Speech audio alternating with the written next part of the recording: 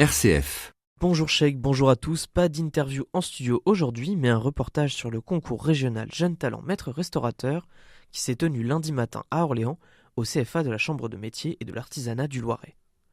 Lundi matin, c'est la course au CFA. Les 6 cuisiniers candidats s'affairent autour des 4 assiettes du plat unique qui leur permettra peut-être de participer à la finale nationale.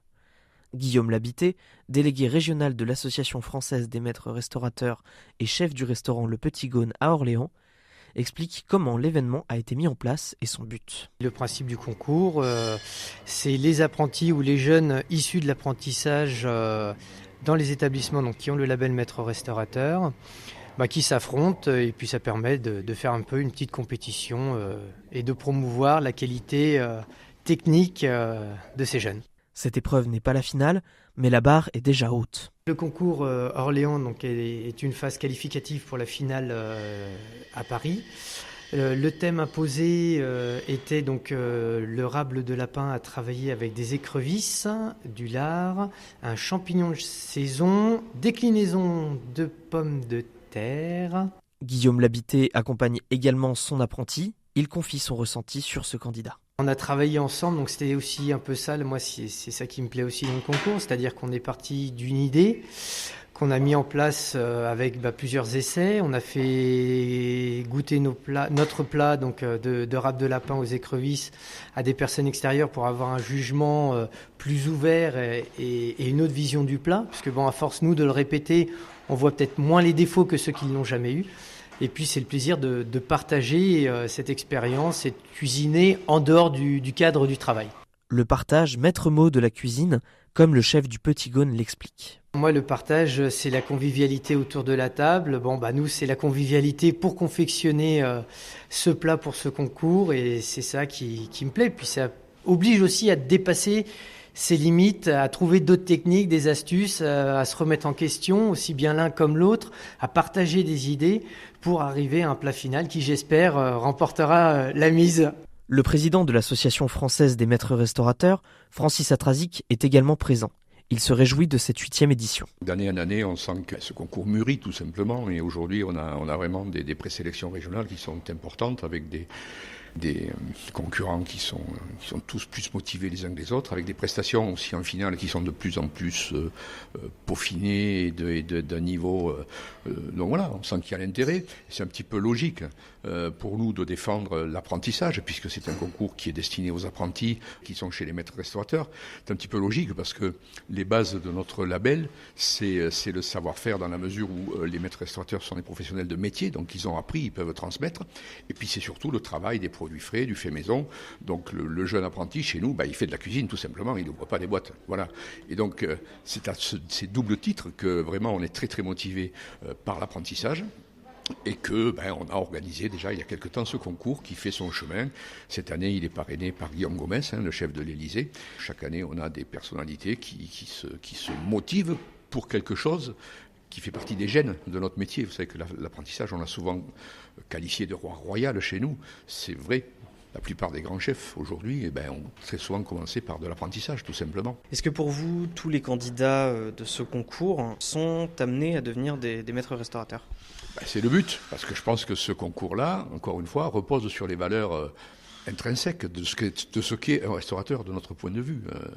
Donc effectivement, le but c'est de faire en sorte que ce travail du produit, cette créativité, puisse se traduire par le fait qu'il soit attiré par le titre. D'ailleurs, vous savez, ce titre c'est quelque chose qui marque, c'est un titre qui est ouvert, c'est pas un titre élitiste au sens gamme du terme. On a des petits restaurateurs de campagne, on a des tables renommées qui ont le même titre de maître restaurateur, et donc c'est vraiment quelque chose qui concerne l'ensemble de la profession. Et je pense qu'effectivement c'est une belle reconnaissance. Moi je suis certain que les jeunes qui participent à ce concours aujourd'hui feront dans leur vie professionnelle les efforts nécessaires pour être maître restaurateur, c'est sûr. L'heure de la dégustation arrive. Les membres du jury s'émerveillent devant les assiettes qui arrivent tout juste de la cuisine. Les présentations sont soignées, la température est parfaite. Sous le regard des photographes, Richard Ramos, mais également Dominique Salmon, chef de l'auberge de Vienne à Vienne-en-Val, et Agnès Labrette du restaurant Le Grand Saint-Benoît à Saint-Benoît-sur-Loire, entament leurs évaluations. Plusieurs facteurs sont pris en compte. La saveur, l'assaisonnement, la texture ou encore la cuisson.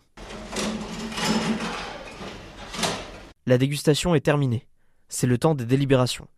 Richard Ramos, député MoDem de la 6e circonscription, s'y connaît en gastronomie. Ancien chroniqueur culinaire sur France 3, il est jury de cette épreuve et partage son ressenti sur l'événement. Pour moi, très très bien. D'abord, je suis fier d'être un député gastronome et donc de défendre la gastronomie française et régionale et de notre belle région et de notre département du Loiret. On a eu des plats successifs, on avait 6 candidats sur des thèmes qui étaient à la fois le rable de lapin et l'écrevisse, avec une déclinaison de pommes de terre et champignons.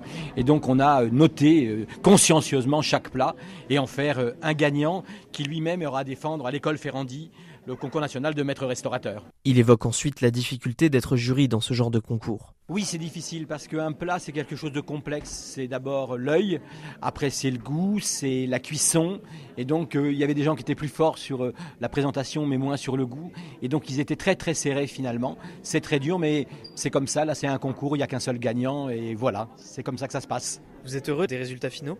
Oui, moi je suis très content du résultat final, mais vous savez, c'est pas ça auquel je suis content. Dès qu'on met la gastronomie française, on met le savoir-vivre à la française en avant. Et moi, ce que j'aime, c'est le savoir-vivre et le repas gastronomique et le repas familial fait partie de la tradition française. Donc, vive la gastronomie, vive le repas chez soi et tous mangeons bien et finalement, bon appétit et grande soif. Après des délibérations compliquées, il est temps d'annoncer les résultats. Les assiettes présentées à côté des jurys attirent encore l'œil des invités. Le temps de partager un verre, les organisateurs se réunissent pour un discours. Le directeur de la CCI Centre-Val de Loire, la vice-présidente de la région Centre-Val de Loire déléguée au tourisme, au terroir et à l'alimentation, le directeur du CFA de la Chambre des métiers de l'artisanat, ils sont présents pour remettre leur diplôme aux candidats. Celui qui partira à Paris pour la finale nationale est Karim Tully. Il confie sa réaction. Encore sous le choc, je suis très ému, donc ça fait plaisir.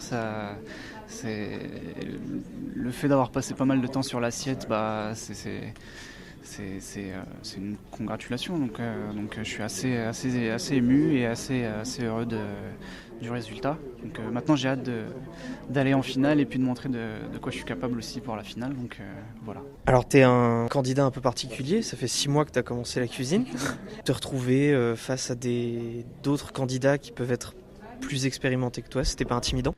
Non du tout, parce que je suis passionné depuis tout petit en fait, donc je cuisinais déjà juste par plaisir, par passion chez moi, donc depuis tout petit en fait. Donc c'est ma mère qui m'a transmis le goût pour la cuisine, donc j'ai toujours essayé des recettes, essayer des nouvelles choses, je cherchais toujours quelque chose d'assez on va dire différent de ce qu'on peut voir en règle générale dans les restaurants, donc pas mal d'expérience chez moi, et puis voilà, donc pour moi c'était vraiment important de faire un concours comme ça pour voir de quoi je suis capable et puis me confronter justement à ce type de personnes qui cuisinent justement depuis 3 ou 4 ans, même plus. Donc voilà, c'était vraiment un plaisir, c'était pas intimidant. J'étais un peu stressé au début du concours, mais une fois que j'avais la gueule dans le fourneau et les casseroles, voilà, j'ai tout lâché et puis je me suis dit faut se faire plaisir maintenant et puis il faut y aller quoi, ça fait 6 mois donc faut profiter, voilà. En tout cas, félicitations pour cette première place. Merci beaucoup. Pour finir, Francis Atrazic rend hommage à Paul Bocuse. Il a su imposer des évolutions, mais tout en gardant une identité forte. Je veux dire, la cuisine de Paul Bocuse, il y avait quand même encore toute une partie emblématique qui reposait sur des recettes qui étaient rodées et qui étaient déjà institutionnalisées quelque part. Et parallèlement à ça, il a su faire évoluer beaucoup de choses. Il a su rapprocher les professionnels de leurs clients. Il a su, je crois que je ne vais pas reprendre les commentaires qui se sont manifestés à l'occasion de son décès, mais c'est quelqu'un qui effectivement marquera notre métier et puis qui continuera à marquer encore plusieurs générations de professionnels. Prochaine étape pour Karim Tully, la finale nationale à Paris le 26 mars prochain. Et à 12h10, on continue l'info avec les 3 questions A.